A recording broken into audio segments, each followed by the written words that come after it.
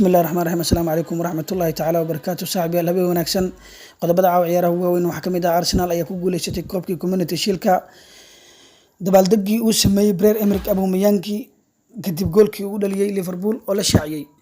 xidiga Pierre-Emerick Aubameyang ayaa Arsenal kula guuleystay koobkii Community Shield-ka oo ay ka qaadeen kooxda Liverpool kulan ka dhacay garoonka Wembley xidiga reer Gabon ayaa goolkii furitaanka u dhaliyay Arsenal daqiiqadii 13aad kadib markii uu si qurux badan shabaqada goolka u dhaxdhigay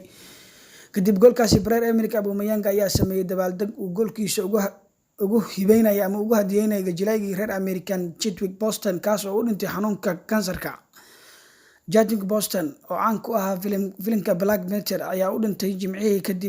kadib muddo 6 sano ah uu la daalaa-dhacay xanuunka uu dhintay. Sidaas daraadeed Pierre-Emerick Aubameyang ayaa dabaaldegay isagoo gacmaha isdhaafsaday kadib markii uu goolka dhaliyay. Arsenal ayaa caawa rigooyin ku dhaaftay kooxda Liverpool sidaasna waxa ay ku hanatay koobkii Community Shield-ka.